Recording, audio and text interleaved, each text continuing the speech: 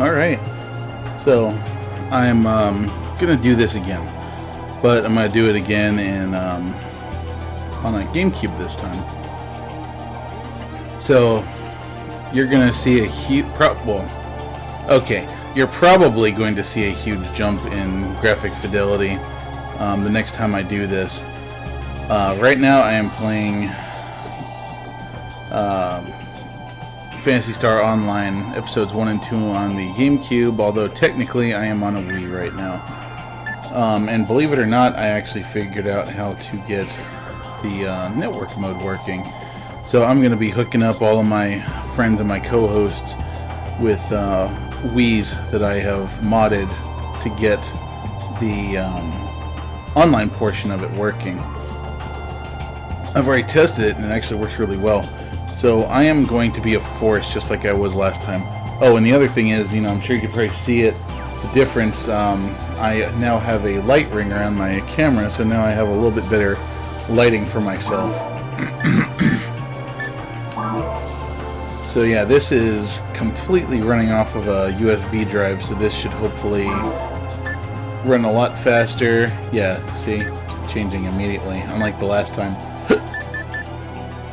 So yeah, that's fantastic. Yeah, anyway, we're going to try to get up to the same spot that I was when we were playing last time, if I can. Because last time we got up into the caves and then we tried to show off a glitch and we completely messed things up. But yeah, tomorrow my retro tank should be here. So most likely we will get to have a much better graphic quality, a lot sharper. In fact, like, I really don't need the thing I ordered from Eon Gaming, really, because with this modded Wii I can do all of that and then some. Man, I wish I knew the proper RGB balance to get pink hair. You know what? This will do. I don't care anymore. Skin color, we're going to go with... Okay, maybe not that white.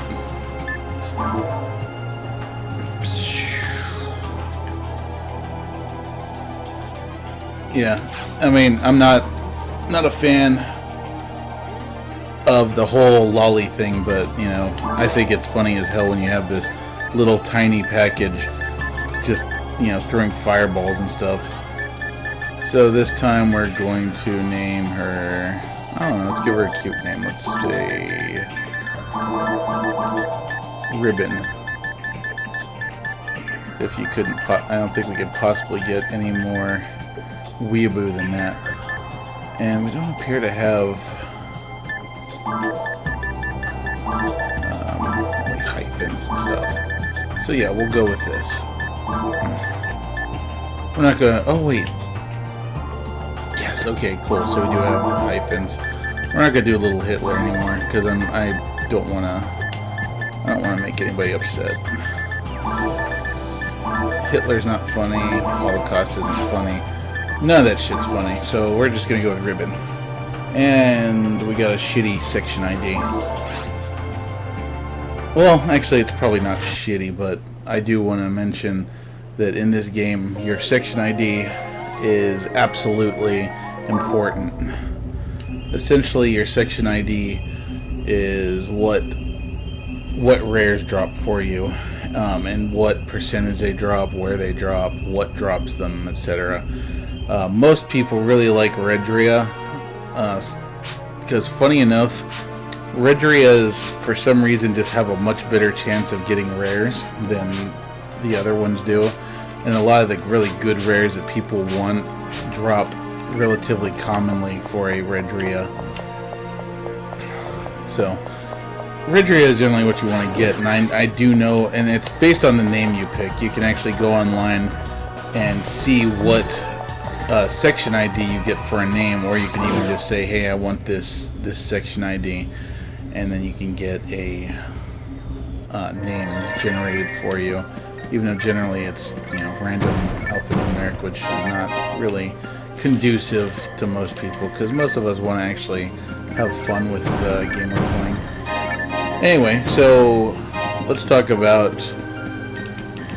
how cool this is. So for the longest time, in order to play Phantasy Star online, actually online, you need to have a GameCube. Obviously, you needed to have one with a working disk drive, which nowadays is becoming more and more, or actually I should say less and less likely that you're going to get a GameCube with a working drive, because unfortunately optical drives tend to wear out over time, and the GameCube, I mean shit, I was still in my early 20s when the GameCube came out, to just kind of give you an idea of how old it is. So anyway, I was at the flea market today, and at first I was like, man, you know, I want to get a GameCube. I want to get a nice, pretty silver GameCube, and I'm gonna put all kinds of, I'm gonna get Phantasy Star Online, and I'm gonna get a broadband adapter and all that stuff. But ultimately, I realized something. You know, I did a little research, and I found out that you can actually, I mean, I've known for a long time that you can mod a Wii, but I wasn't aware that you could actually use the network adapter on the Wii as basically as a broadband adapter. So yeah, I managed to find 2 of them at the flea market, and you're gonna say, why the hell did you buy 2 of them? You only need 1. So there's this guy, so this was at Trader's Village Flea Market, because I live in San Antonio. Trader's Village Flea Market, there's this guy who just had this stand that looked like it was just a pile of electronic stuff. Like, I can only assume that this guy probably had like, he probably like bid on storage units and would get the stuff out of the storage units. And so this guy had a box that had 2 Wiis in it, and I was like, hey, how much for the Wii, or how much for one of these Wiis? At first he thought I said Weed Eater, because there's a Weed Whacker right above it.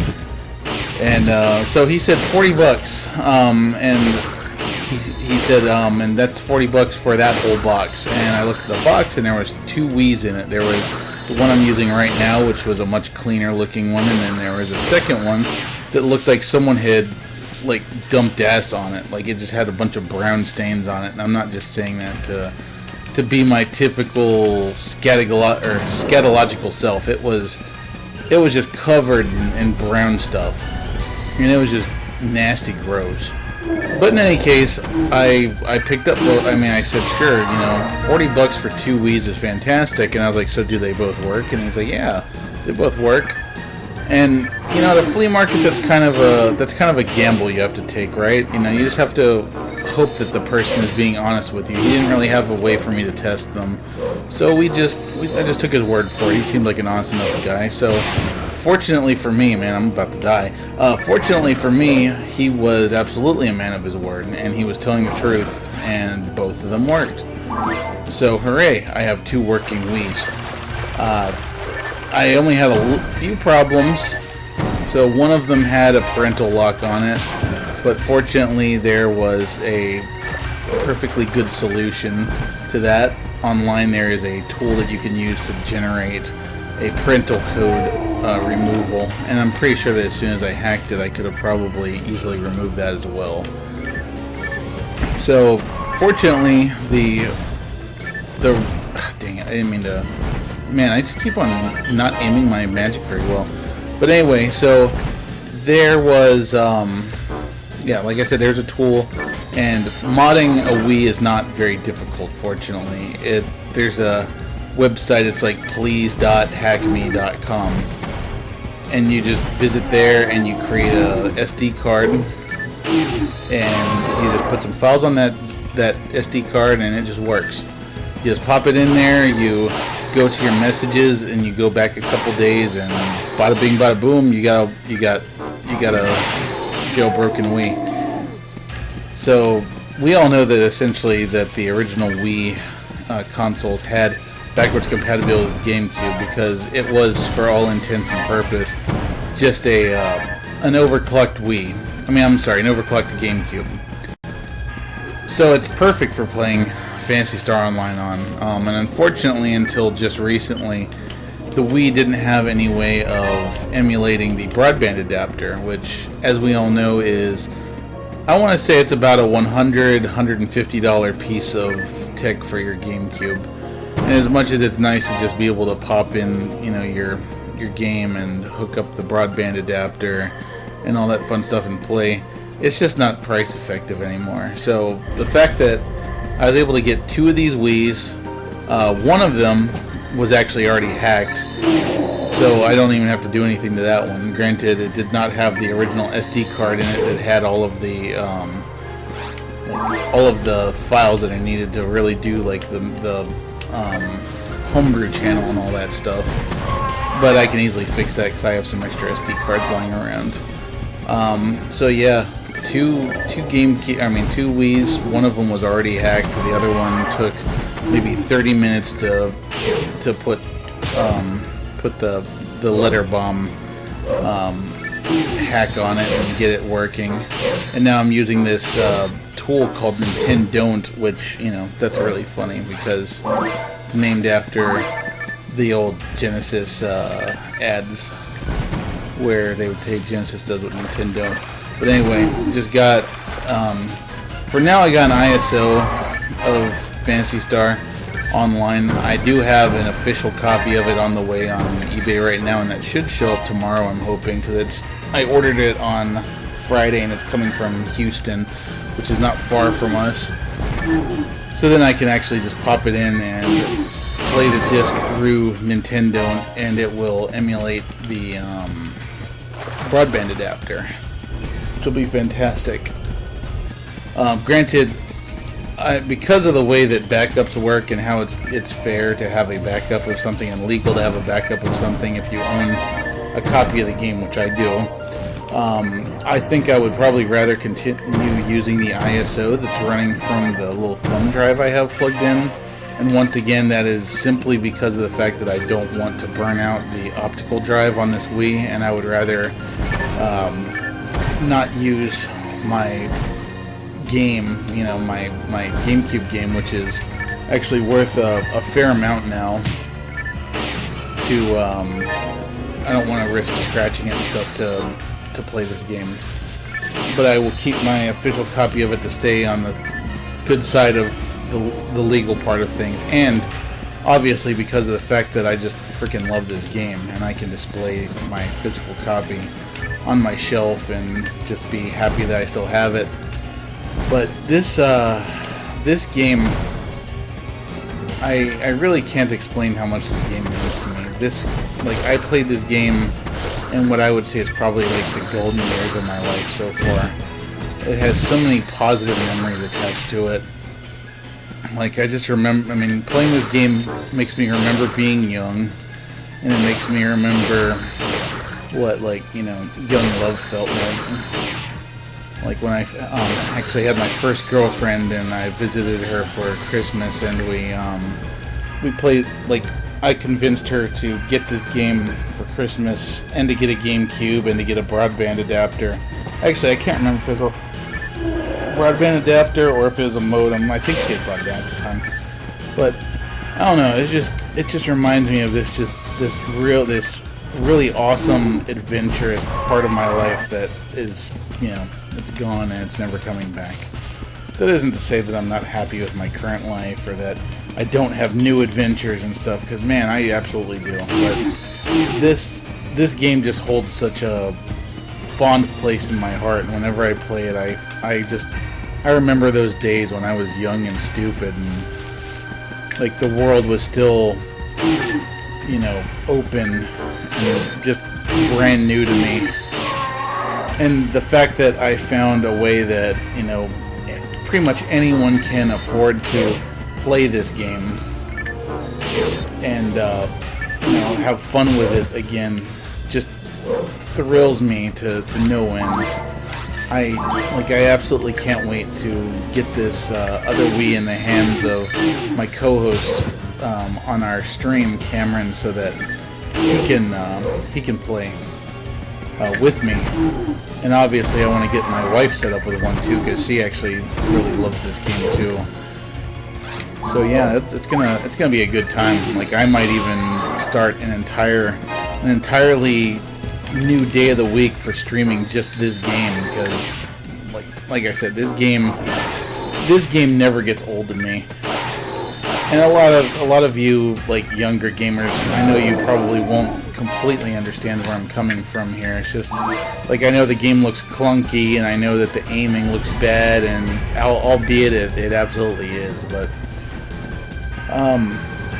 it's just a lot of fun, and the level of progression that you get as you're playing it just feels so good. You just get stronger and stronger, and you get better gear, and this is absolutely the version of the game where you get the most awesome gear, and the way that they present it to you is just phenomenal. When we did our last video, I actually mistakenly said that in the Dreamcast version I said that the rares drop in red boxes, so that might be true. I don't believe it does. Like, at least in the first version of the first Dreamcast version, they originally dropped in just plain boxes, plain orange boxes or blue boxes, and you wouldn't know until you picked it up, because it would just basically have the text would be in yellow, and it would just say like question mark, or might have been something like rare weapon or something like that. So you didn't really know until you were over the box that you knew that it was a rare, whereas in this game you just see this shiny bright red box, and then you just immediately know that it's a rare, and you just shit yourself, and everyone runs to the box and tries to get it first. Because back in these days, it wasn't like a lot of newer games where you just get whatever. Like, everyone gets their own drops, and some people get a rare and some people don't. No, like on this game, when a rare drops, that is one item, and everybody that's in the game has to scramble for it and get it. And if you're not the first one to pick it up, you don't get it. So you got to be fast, and that's just like I like that. I like the fact that something drops and you either all just go super anarchy on each other and just, scramble for it, and whoever gets it first gets it. Or, if you have really good friends, you just say, hey, I know you're looking for this rare, so I'm going to let you take it. Or they'll be like, well, screw you, man, I really want this rare. It's just, there was something interesting about that. This whole, everyone gets their own rares, and like rares are passed out like candy on Halloween now. It's just, that's not as cool to me. It doesn't really feel like, the thing you found is really that rare if, like, they're just being handed out to everyone. And usually the people I played with were, like, mature enough that if something awesome did drop, we just, looked at it and said, hey, so, like, this is a rare cane that dropped, we should let the Force have it. Or this is a super awesome rifle, we should let the Ranger have it. Or, hey, my buddy here just started a couple weeks ago, and all of you guys have really good rare items. Why not let my buddy have his first really awesome rare? And it just kind of showed the humanity of the whole thing. And of course, unfortunately, it also brought out the worst in people too, because, I think I told this story on the last time that we were playing this. So, like, for example, in the first Dreamcast game, there was a rare item that was called the Flame Visit, and that was this really awesome flamethrower. It's in this game too, and it dropped for me, and I got it. And in the original game, this doesn't happen in the GameCube version, but when you die, you drop whatever weapon it is you have currently equipped. So it kind of made you think on your feet, that saying like, hey, should I keep this rare item only equipped for like really important fights, or do I use it all the time? Do I show it off? That kind of thing. But I had it equipped, and I can remember exactly where we were. We were in Caves 2, and I just remember something killed me, and we had a rando in our group, someone that we didn't know, someone that wasn't in our guild, and I died. The flame visit dropped out of my hands, and he came over and he saw it, and the bastard actually had the time to type exclamation point, exclamation point, exclamation point. He took it, and then he promptly disconnected and took it, and that was gone. It was not coming back. Never found another one. Of course, in the GameCube version, I did manage to find several more, so it's not really that big of a deal. In fact, the Flame Visit, in terms of this game, is kind of a shit tier weapon, and it's not really, in the grand scheme of things, it was just cool looking, and the weapon itself wasn't that good. Because really it just shot out like a burst of, like, it basically cast Foe for free. That was all it did. But it was just the principle of the thing. It was like it was the coolest thing I'd ever seen up to that point, and it was, some asshole took it. Honestly, I think out of everything I've ever found in this game, the rarest item would probably be my Angel Harp that I found. So my character was Eredria. Their character name was Kurai Dragoon. So if you ever want to play and you want to make Eredria, that's one name you can use. Kurai Space Dragoon. It was basically Japanese for Dark Dragoon, which, super cringy. Ugh. So, come on, dog. Catch on fire. Yeah, so basically, the cool thing about Eredria is there's this rare enemy called I want to say it's called a Palrappy. It's been a really long time since I've played and gotten to Ultimate. So anyway, Palrappy is this rainbow colored rappy, and it only shows up in Ultimate difficulty. So there is a quest that you can take on that is God, what's his name? The quest giver in town gives you, where there's essentially just a ton of rappies. So every time a rappy spawns, there's a chance that you might spawn a rare version.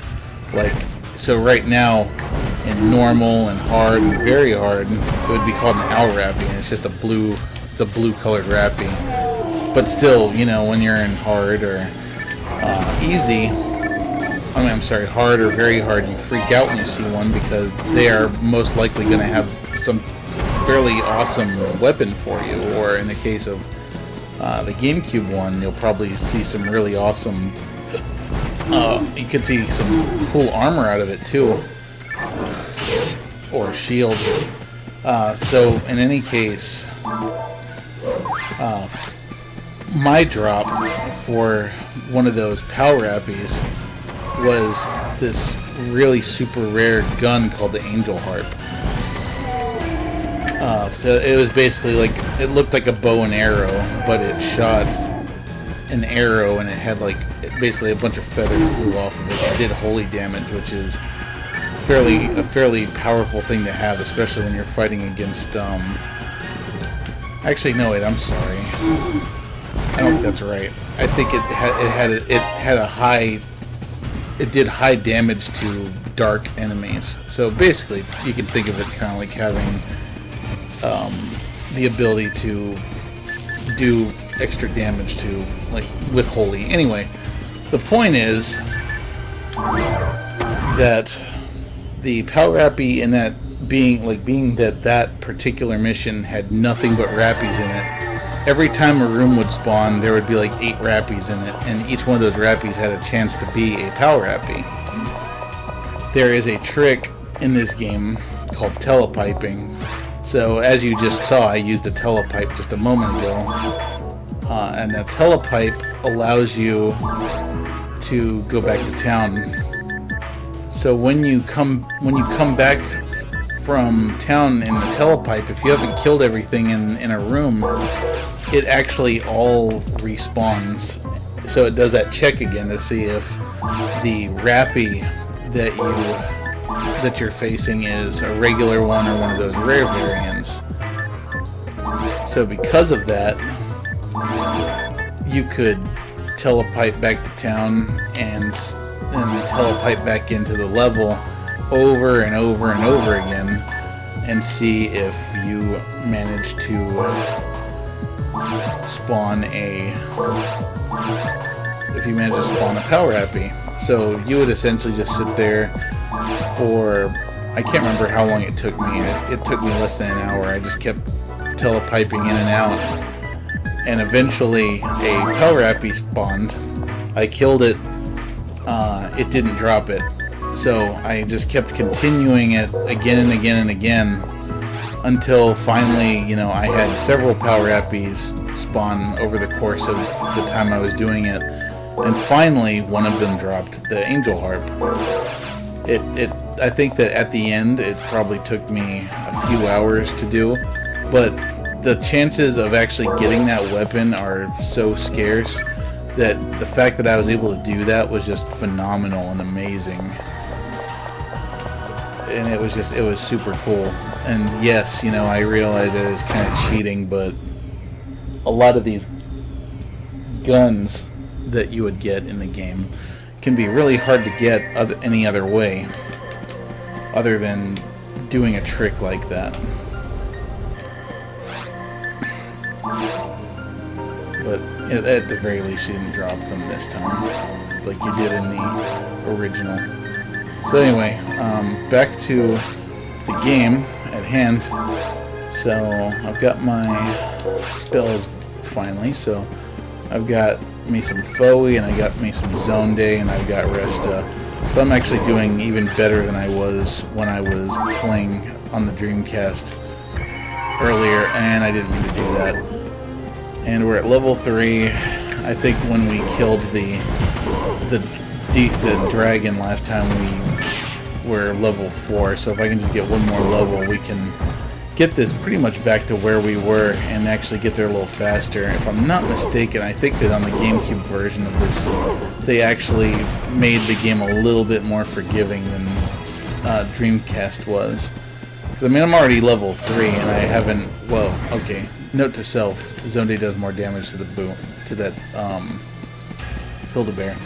But yeah, so it seems like we actually level up just a tiny bit faster. So let's see, I've got 104 points to the next level, so I'll be level 4 pretty soon. And we're almost to the dragon, so we get to see if we can beat it. So here's another thing.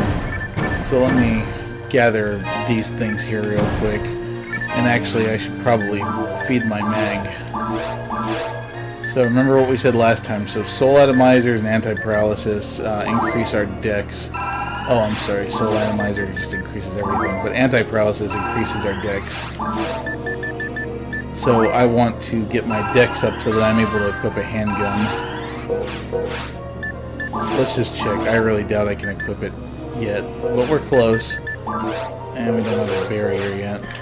So anyway, remember the last time when we're in the Dreamcast version, I was pointing out that there are these things that you have to activate for getting into the ruins later, and in the Dreamcast version, you just have, like, you can't do anything with them until you've actually reached the ruins and you have to activate it. But here, in the Dreamcast version, I can just activate it, which is fantastic.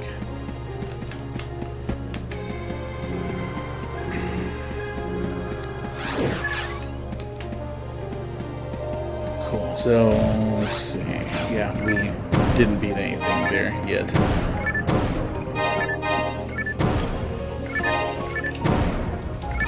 Oh, shit. Right in my face. Another zone day, which I already have. Notice these guys actually drop a lot faster, too. All in all, this game just had a lot of quality of life improvements over the Dreamcast version. It also came out quite a bit later, too. Like, I was living up in Virginia when this game came out, and when it first came out, I actually bought the import version, and the import version actually came with the dial-up modem. It was super cool. Creating a account was a little bit tricky, but ultimately you could very easily get the game and play it because there was actually an English translation available for it. Well, not a translation, but there was in the menus there was an English version you could pick to play. So there was absolutely no barrier to playing it in English. And then, of course, when it came out, the official English release came out later. I bought it again. But I played this game so much. And there's a lot of cool accessories for it, too. Like, so chatting in this game is really annoying. So if I want to chat, for example, you hit the Y button, and it brings up a keyboard. Then you have to very slowly and clumsily just kind of peck your way through a message. There was actually this really fantastic keyboard controller, which I used to have. In fact, at this rate, I might have to get another one if I can find one. It was made by the company ASCII that made a bunch of really cool Nintendo peripherals back in the day. They're notable for the Super Advantage controller, which was basically like a Super Nintendo version of the Nintendo Advantage joystick. And they made all kinds of neat stuff for the PlayStation also, like the one-handed RPG controller for the PlayStation. But yeah, it was a keyboard, and essentially it just sat in your lap. And it had the Gamecube control bits on the side. So whenever you wanted to type, you just set the controller down in your lap and typed, and you were just able to type so much faster than everyone else. Granted, there are also plenty of ways that you can communicate without getting a keyboard involved. Because, I mean, unless you're like playing with friends and you're actually trying to say something meaningful. If you're just trying to tell somebody, hey, I need you to do this, there are ways of doing that. And they're generally really, really simple too. In fact, I'll demonstrate in a moment once I've killed all of the enemies that are currently encroaching upon me. And honestly, now that I'm looking at it, I kind of wish I had downloaded the ISO for episode 1 and 2 Plus so that I could do all of the online quests offline. I might have to do that. Of course, I should probably also buy a copy, but the copies of that game are ridiculously priced now. They're like $200. Alright, cool. So we've got all those enemies dead. So let me show you real quick some of the things you can do. So if I open up here, I can... How do I do this again? Ah, yes. I hit X and I can switch through a bunch of different things. So I can either use this thing called word select. So I can either do something like all the different greetings or goodbye, or say this way, follow me, or say like, hey, I need you to cast shift on me. And then that would actually be automatically translated into whatever language the players were playing in. Or you could even say, what do you want? Or conversation, so other subjects, monomate, free of charge. Like, I'll give you a monomate essentially. So that was one way that was another way that you could communicate quickly with your teammates. And then of course the very last one was you have these little symbol chat things, and you can actually make your own. Of course most people just made a bunch of cock and balls and stuff. But they're fun because they make little happy noises. And you can spam them, like you can actually attach them to your you can attach them to your different D-pad directions, or technically your C-stick. So like that's, or you can even put your own thing in there if you want. So you can have your own custom ones. So let's have one for Yahoo there, and then we'll have down be the opposite. So we'll make that crying. So now I can press up on the D-pad or the C-stick to do those. And yeah, that's something a lot of people would do. They would, like I said, they would just spam that shit and be really annoying. How are we doing on level? Oh man, we're almost at level 4. Did we didn't go kill everything. So in fact, before we go fight the dragon, let's just see if we're able to get the get that last piece of experience, so that we can get through here and live to tell about it. Because at level 3 my chances are pretty slim, but then again we did at level 4 in the other one and we didn't have that much trouble. So anyway, I haven't killed the stuff over here yet, so we can kill these. So that gives me 4, so I just need to kill 5 things. So here's, well, probably 6 things actually. So there's 3. Now a Hildebeer, something's probably gonna drop down, or Boomos. Okay, Boomo. Okay, yeah, he gives me a bit more, so we should hit. Yeah, like 2 more of them we should hit level 4. But I'll kill everything because they might drop me some good loot. Ow. Or they can smack the shit out of me.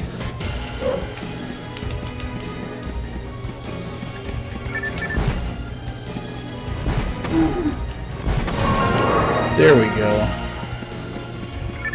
Much better. Now, can I equip handguns yet? Sure can't. Although I'm willing to bet that my mag is probably hungry again. Unfortunately, I don't have any anti-paralysis to defeat it, I don't think. This is another thing I absolutely love about playing this on Gamecube over the Dreamcast. So when I'm running around, I can use the C-stick to navigate through the menus. So it's generally a really good idea to always be feeding your mag if you can. Oh, whoops. Because it keeps your sync up, and depending on what you feed it, you also increase its intelligence. And of course, its intelligence is basically just like, if its intelligence is high and its sync is high, then there's a chance it will cast helpful spells on you. My mag is really low level and simple right now though, so it's not going to do anything helpful for us really, other than just being there and boosting our stats. In any case though, I think that we might be able to survive the dragon now, especially as long as we just attack its feet. So earlier I was telling you about ultimate difficulty. So, in the original Dreamcast game, this only had 3 difficulty levels, I believe it had. It had normal, it had hard, it had very hard, and that was it. And in the GameCube version, it has this difficulty level called Ultimate. And in Ultimate, like I think I mentioned in the conversation when we were first streaming this game, you have completely different enemies. Like, even the bosses change. Like, this dragon becomes this ice dragon, essentially, that has the ability to freeze you to the ground. Its movements are a lot more erratic when it's underground. and it's a bitch. And then all of the monsters that you fight in all the different levels are completely different. Like, instead of boomers, you fight these turtle things, and I think they're called Bartles, if I remember correctly. And the levels themselves even look different. Like, the forest, instead of taking place in the bright sunlight of day, it takes place in, like, in the evening when the sun is setting. The mines look a lot darker, the caves, I think, look a lot more sinister, and the ruins especially are, like, really bad. And then, of course, the other thing that changes a lot as the difficulty level goes up. So, the big bad guy of episode 1, at the very least, is this weird-looking, almost like Cronenberg-looking creature called Dark Falls. Dark Falls has pretty much been the bad guy in every single Phantasy Star game since the beginning of time, just under different names, like Dark Forest and I think that was it. Dark Forest was one of his other names. But when you fight him on normal, and I think on hard as well, he has 3 different phases. The first one is just this phase where you're walking around killing all these weird spike-looking things that are coming out of the ground, which you'll see when I get there. The second phase is basically this big monster with, it kind of looks like a big rifle, and those spike things are coming out, and you just kind of have to beat them down. There's another form after that I'm having trouble remembering what it is, but then when you're in very hard and ultimate, there is a final, like an additional phase to that fight, and it's just super bullshit. For one thing, if you're a melee user, you're not really going to have a whole lot of time to hit him, because he floats out in the middle of this big ring-like area, and the very first thing he does when he comes out is he casts Grants on everyone. So Grants is kind of like Megid. It's a instant death light spell. So if you don't have high enough light resistance, you're gonna have a bad day there. Like, ultimately, he can actually insta-kill your entire party in one shot if you're not prepared for that. And he does that over and over during the fight. So if you go into that fight without the proper materials equipped, you're going to die. And it's just such an interesting departure. Like other online games, usually you just have the boss is the same, they just have more hit points. But in this case, not only does he have more hit points, but he also has a completely extra phase. And I think it's only in that phase that you actually get to see the real ending of the game. And then of course there's episode 2. Episode 2 is certainly interesting, but I don't really feel like the bosses, especially the last boss, I don't feel like is as interesting as Dark Falls is. Dark Falls is just a fantastic, well-orchestrated fight with interesting music and an interesting ending to it. Whereas in episode 2, I think you're ultimately just going off in search of a lost hunter named Heathcliff. Heathcliff Flowen, to be specific. And that's like one of the items that you find a lot of in this game, as one of the less rare weapons, is called Flowen's Sword. And that's actually supposed to be Flowen's, like Heathcliff Flowen's sword. But when you look at the description, though, it usually says that it's a replica. Heathcliff Flowen's real sword is, like, there's this series of weapons called the Red Weapons. And the Red Weapons all have, like, one of the letters of his name on them. So the Red Longsword, for example, the Red Sword, is Heathcliff Flowen's actual sword. One of the other, and I know I'm just sharing little silly tidbits with you. Ow, that almost killed me. But yeah, I'm sorry I'm sharing this silly knowledge with you while I'm fighting the dragon. But another fun little factoid, so there are weapons in this game that are like common weapons that have like replica versions of them, and you don't know that what you have is a replica until you actually get it identified and you read the description. So one of the weapons that happens a lot with is there's this weapon called the DB Saber. In the original PSO, the DB Saber just looked like a white saber. So, because your saber weapon just goes through a bunch of various color changes as it goes, like as you get better versions of it. Like the cane, for example, you have like cane, staff. I can't remember all the names. I'm gonna get hit twice. Shit. So yeah, it's got like basically each different weapon. Like they look. Damn it! I keep getting hit. They're all exactly the same weapon. They look like the model's the same, but they're just more powerful. But they have a different color. So like the saber goes through like saber, brand. I think Buster is one of them. But in any case, basically they just go through colors. Like it starts off green, then it goes to blue, then it goes, I think it's red after that, or maybe it's pink. It's been, like I said, it's been a long time since I've played.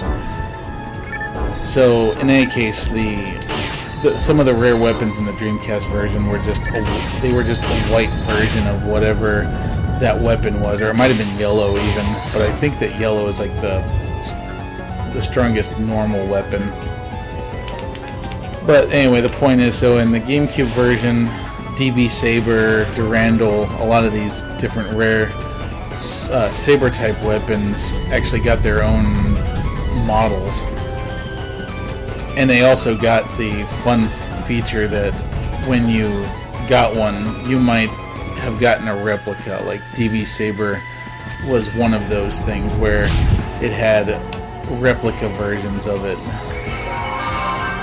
And then occasionally you actually found one that said, like they all had different serial numbers too, so there were actually multiple different variants of the DB Saber, and they were all slightly different in terms of damage output and stuff, and what enemies they were effective against. But then very rarely you would get one that was DB Saber and it was the real deal. Like it was actually whoever this hero named DB was. And I kind of wonder if in Phantasy Star Online 2 if they ever talked about who DB was, because I was always curious who the hell he was and why he had so many swords, or why people had so many replicas of his sword. And it's honestly one of the most boring looking swords you can think of. I mean, it certainly looks cooler than a regular saber, because a regular saber just looks like a knockoff lightsaber. Oh wow, I killed him. But I need to make sure he doesn't fall on me. So, yeah, it basically just kind of looked like a fancy X-Acto blade on a stick.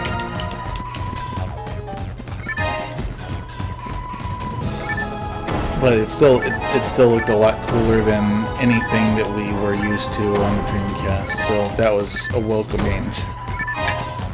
And my monitor keeps shutting off again. I'm really hoping that that's not messing up the video that you guys are watching. I'm hoping you're not seeing pauses when the monitor turns itself off. It shouldn't, hopefully. I need to find a way to make whenever I'm recording video or streaming, I need to find a way to make it so it doesn't turn off without me just setting the sleep timers to never. So I feel like we probably actually got through that a little faster than we did last time. So first off, let's go talk to Principal Skinner. Talk to him about our steamed hams that we just got from that dragon. And yes, of course it attacked me. Dragons do that kind of thing. Sorry, I didn't mean to talk to him so many times. Didn't mean to talk to Daft Punk over here either. I think it's more important I talk to this chick. who once again just completely not blinking. Alright, so now I'll go to the caves, and I'm going to get exactly as far as I was before. Well, we'll see how I feel. If I still feel awake by the time we get to the that big room I was in, maybe we'll keep going. So I got that. I got a better handgun than that. I have a equal frame to that. And I got 2 handgun plus 3, so that one's 0%. That one's got 5% against natives, so I'll keep that one. This frame has better defense, but no slots, so forget that. Star atomizers are basically just an item that will heal everyone in your party, and they make good mag food. But because of the fact that I'm not in a party and I'm still early on in the game, I'm just going to sell it so I can get some money for it. Alright, let's get ourselves a barrier, because somehow not a single one of those dropped while we were out in the field, which is weird. And yeah, I'll take gelin. I only have one of these, so I'll take 4 of them. Might as well take 5 monomates as well. And let's see if you have anything useful for me. So there's a better cane, and it's actually got 5% against altered beasts. So let me see if I have anything I can sell to let me get that. So I found a trimate, which is basically the best healing item that you can get at this level. So I'll sell that. I'll sell my dimates in hopes that I can afford this weapon. I'm going to keep that amplifier of Foe, because that's something that you can apply to a shield later on. Alright, let's equip that and sell my old cane. Cool. Yeah, we're doing really well. Oh, right. Let's use that. Alright, so one thing I'm going to absolutely do before I forget is I'm going to save. And the only way to save, unfortunately, is to quit and come back in. Because I want to ensure that I don't end up in a situation like I was the last time, where I, somehow freeze up the game.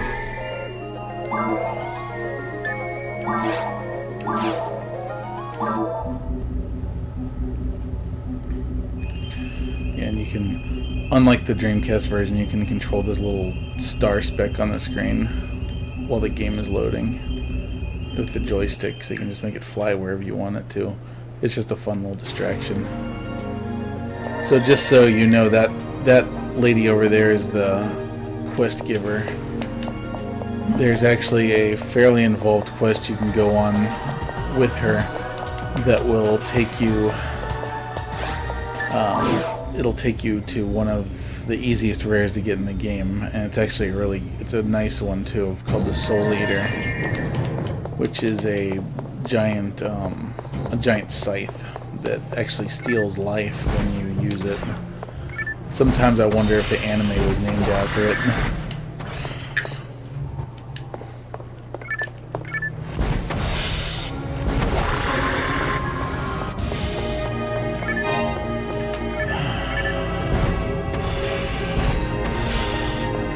These guys are definitely dying a lot easier than they were before.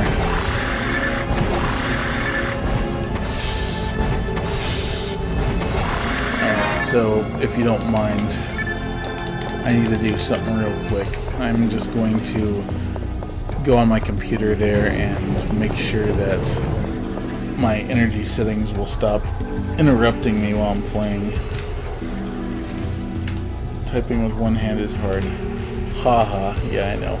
Sex joke. I honestly wonder if my computer is going to try to go to sleep too. But now they're set to never, so it should never go to sleep. Like me. Alright, so let's go flambe these evil sharks. I'm glad they told us that they're evil, because otherwise I might have actually felt horrible about killing them. So just like in the Dreamcast version, these guys are extremely allergic to electricity, as most wild animals are that I've found. So we're starting to get some level 2 stuff, like that shield that just dropped. Unfortunately for us, though, since we are a magic user, we can't use that.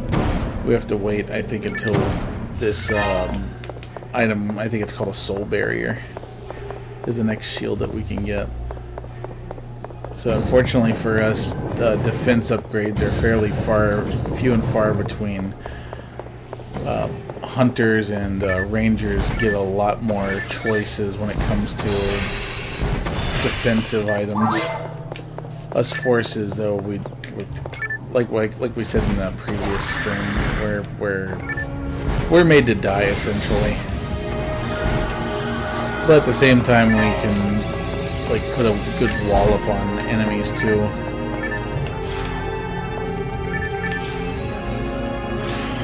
Yeah, these guys actually, I think they're more susceptible to lightning in this game than they were in the previous ones.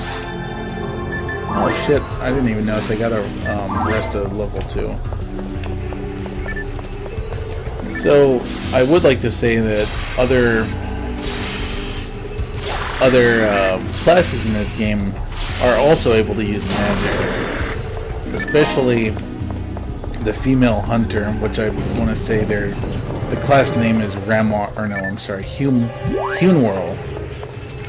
So they're not it's a female hunter essentially, so they're not as sexist as it sounds. They're not as powerful as a male hunter, but the male hunter can't use magic for shit.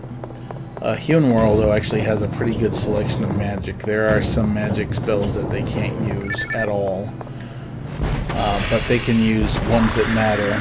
But forces are just able to use everything, and that's fantastic. And able to use more powerful stuff early on. Because once we have like the AoE spells, like God, what is it called?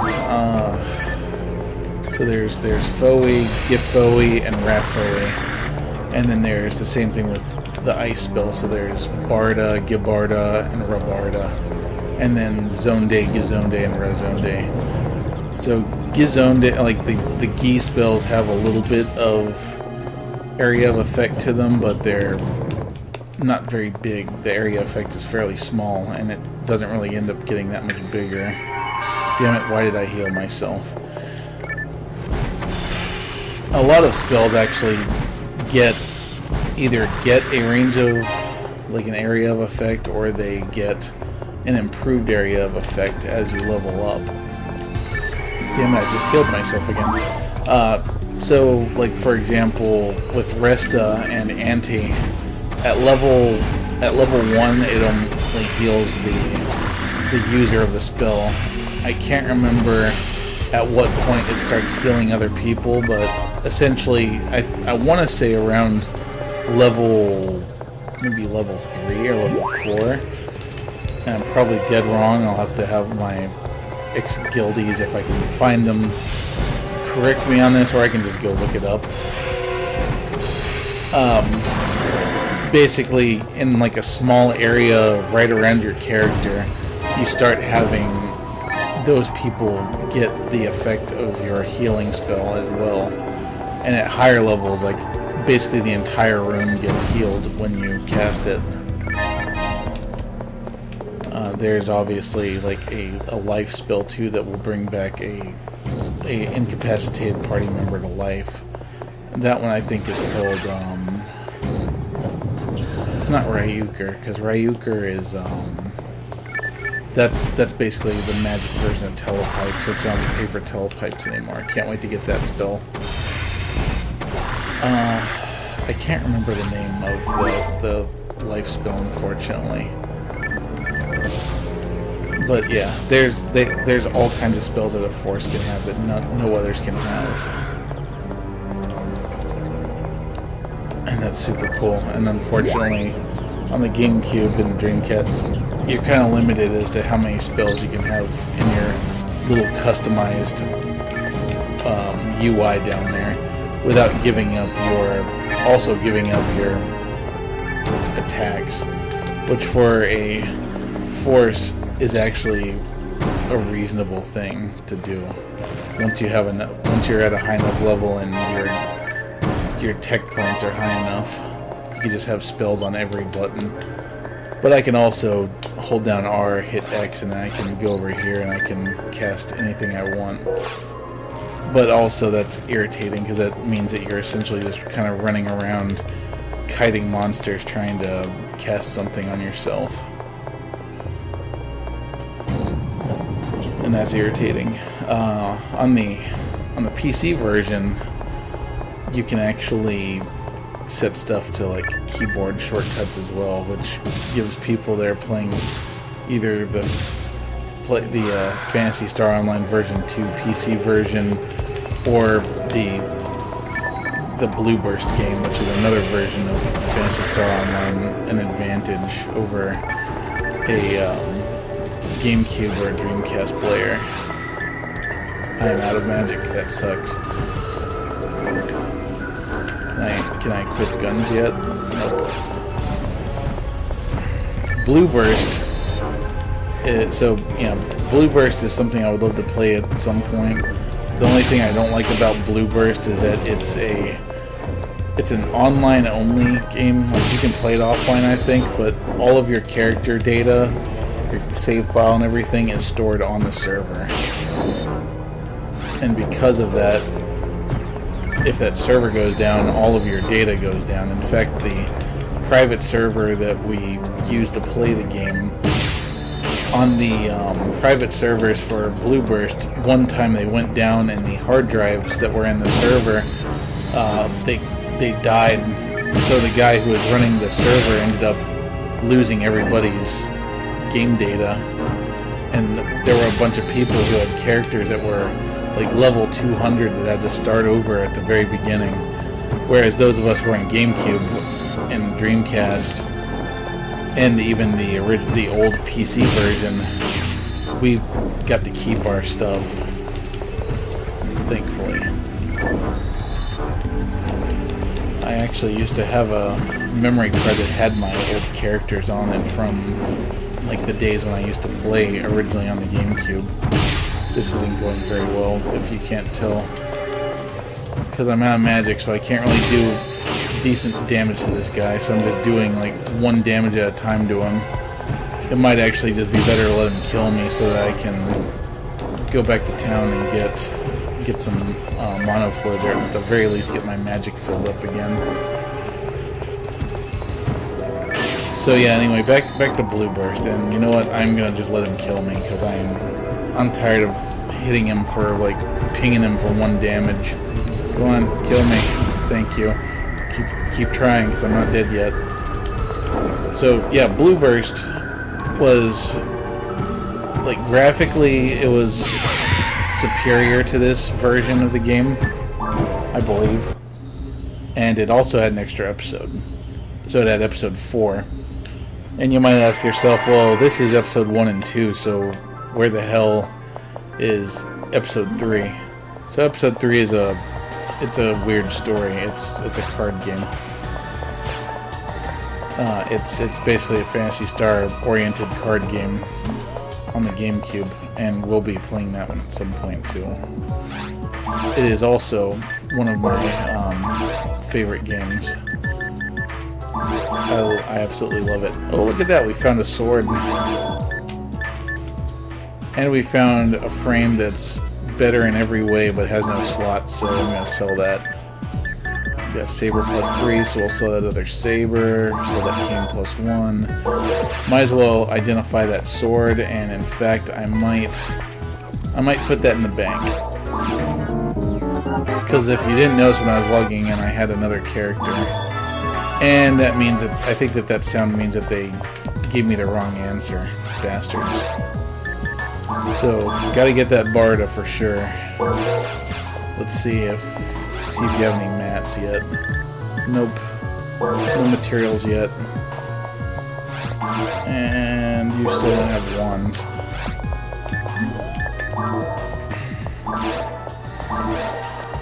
Yeah, so instead of making you drop your weapon, they just unequip it. I'm not really sure what the point of that is. Let's organize our stuff. But yeah, so Blueburst had episode 4 in it.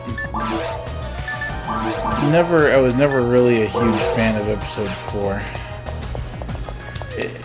It had a bunch of new rares in it, and it was new content, new bosses, new monsters. But something about it just didn't feel very Phantasy Star Online. Like, it came fairly late. Shit, I just went to the forest. It came, I want to say, like, late. Cool, let's get these boxes while I'm here.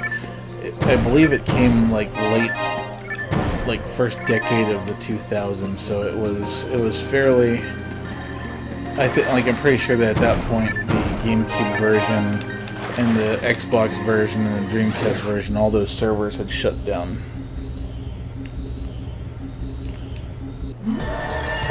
So it very well could have been that there was another team working on it at that point that didn't really understand what it meant to feel like Phantasy Star. I guess for that matter, episode 2 felt like kind of like a drastic departure too from what we experienced in this one. But this could all just be my nostalgia goggles talking, because there are just things about the original Phantasy Star episode that I like, and it's probably, like I said, it's probably completely nostalgia glasses. But, you know, that's just the way I feel. Some of the bosses in episode 2 are also very derivative of ones here. Whoops, didn't mean to use my fire gun. But like one of the bosses that's just like iconic in episode 1 is actually the boss of the caves here. His name is Val Del Ro, I think. He's basically this giant buttworm swimming around in the sewers. And you're on a raft going through the sewers, and he just kind of floats alongside you and shoots lasers and shit at you. If you've played Phantasy Star Online 2, you'll notice that there's actually a monster that I think is a very clear homage to him. And in episode 2, there's a monster that's essentially, in fact, it's the first monster you fight, I believe, is exactly that. It is just a copy of that worm. I want to say even that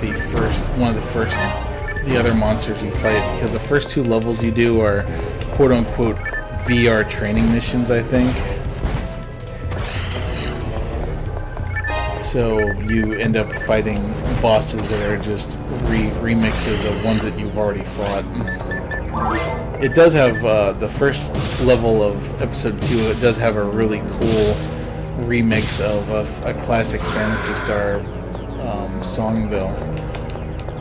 The music that you hear while you're in the very first level of episode 2 is actually the dungeon music from the very first Phantasy Star game on the Mega Drive. Oh, look at that, we're level 6 just like we were on the Dreamcast.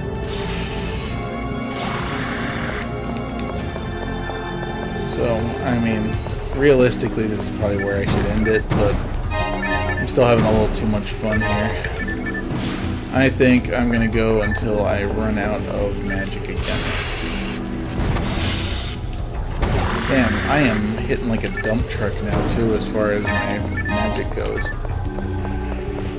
I don't think I was doing nearly this much damage back on the Dreamcast, was I? I'm doing 51 damage with my Foey to the regular evil sharks. So from what I understand, most And once again, if I'm wrong, I want someone to correct me. I don't want to sit here and try to pretend that I know everything about this game, because clearly I don't. But I believe that most speedrunners use a force because of just how much damage they can put out. I also know that speedrunners use the item dupe trick and the item stacking trick to basically get their character so overpowered that they're able to kill most monsters in one hit. Because I don't think there's a whole lot of other glitches that you can use other than the ones for glitching through walls, which I tried to demonstrate on the last on the Phantasy Star stream, but we didn't succeed at that, unfortunately. Mostly because I don't remember how. So we actually have 3 mana fluids left. And once we get good old Candid Camsey online with a modded Wii of his own, then we can really start cooking with gas. I mean, we could play multiplayer, and you all could get to actually see how this game is supposed to be played. Because when it's just me playing by myself, like, I can understand why this would look really, really boring to most people. To me, it's not, just because, once again, it's nostalgia, and I know this game in and out for the most part. Ooh, a Priest Mind, and a mystery game. So, like before, that Priest Mind is, and that's a mat that I put in my armor. And Priest Mind increases my my spell damage and my ability to. Generally, it increases your ability to equip and learn stronger spells. I know one thing you're probably asking is, so that spell I picked up earlier, Gelin, what does that do? So Gelin is a debuff spell, I believe. Yeah, because there's Shift and Deban, those are buffs, and then Gelin and Zalor are spells that make the enemy. So Gelin makes the enemy's attacks hit less hard, and Zalor makes their armor less. And those are fantastically useful.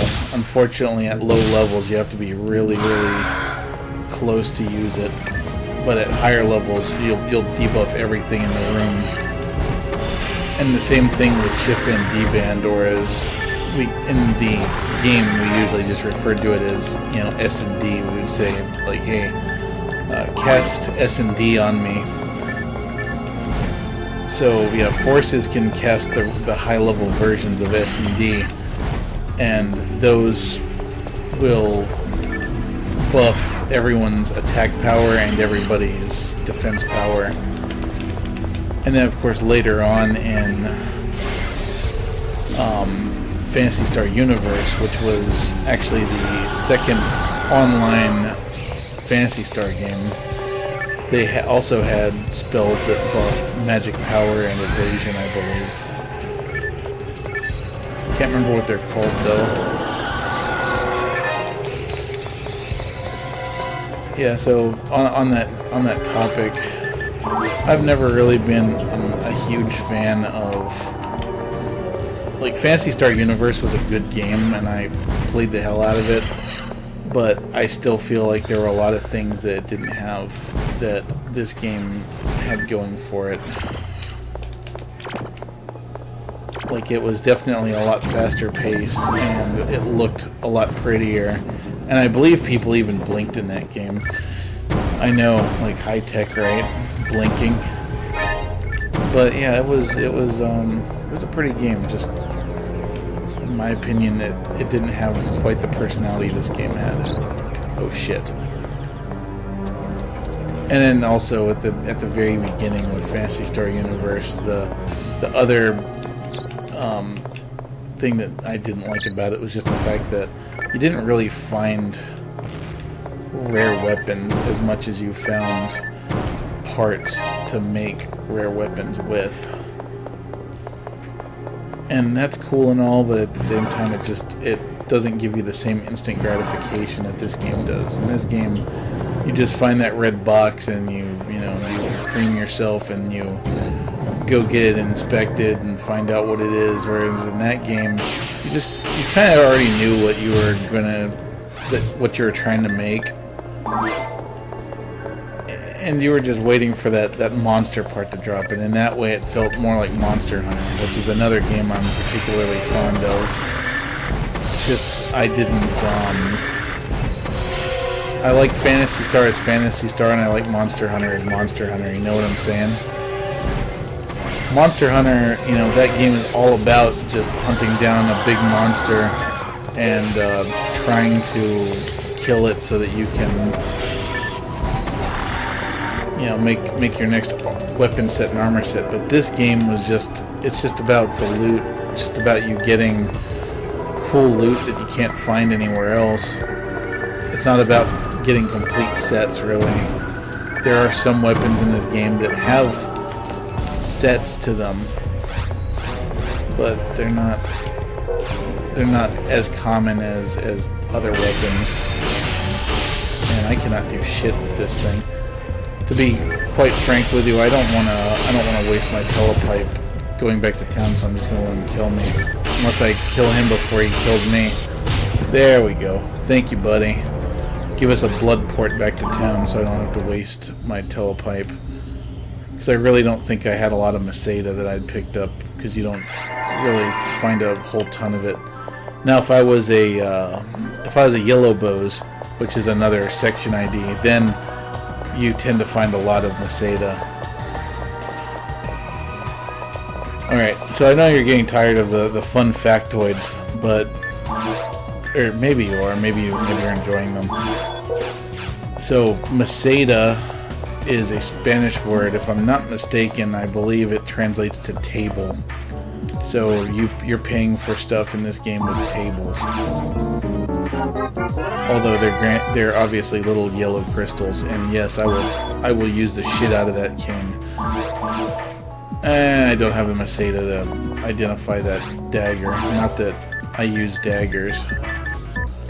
Man, I got 2 amplifiers. That's cool. I can't wait till I actually find the items to use those with. Sword, don't care about that. Shield, can't use it in the first place. Frame sucks. No, I'm going to, because I can, after I identify the dagger, I can sell it for most likely more than 100 Meseta. Man, I'm getting a ton of shock stuff for some reason. I don't know if there's a meaning to that. Alright, so yeah, I don't need you, and I get an extra 172 Meseta out of that, so bonus! Oh, there's the band. And Foe level 2, give me both of those things. I want all of them. Alright, now do you have mats? So Soul Frame, that's the next upgrade to our armor we're going to be able to get. And we have to wait another 7 levels for that. And that sucks. So let's upgrade our Foe and learn D-Band. So now we have... let's take a look. Oh, I never put Barda in there. So let's take a quick look. So yeah, D-Band is increasing your teammates' defense. Yeah, so we have 1 buff and 1 debuff. I think starting off, D-Band only increases your defense power. Oh my god, there's a shock sword. Yeah, so we're doing pretty good. In fact, we're pretty close to another level up. So, in any case, it's getting late. I gotta work in the morning, but because I got this working, I really wanted to test out this new light ring, and I wanted to show off Phantasy Star. But anyway, now we are up to where we were on the Dreamcast version, so I'm not sure when I'll pick this up next, but I'm going to be playing this. I'm going to be playing more Crusader of Senti, because I want to get through that. And of course on Wednesday, we'll continue our Mischief Makers stream. And then next weekend on Saturday we'll start our tour of the 3D Zelda games. So we'll be starting with Ocarina of Time, and then playing Majora's Mask, which is one I've never beaten. So that one is going to be an interesting process. Hopefully I won't end up having a repeat of the Ice Temple and Link to the Past, where I just go around in circles and you guys are pulling your hair out saying like, go through that door, you idiot. So yeah, we got a lot of fun stuff coming up, and I hope that we'll get more and more people to watch it. So at least for now, I'm going to cut this video short, and I will see you guys in the next video, and see you on Wednesday. So peace out, guys.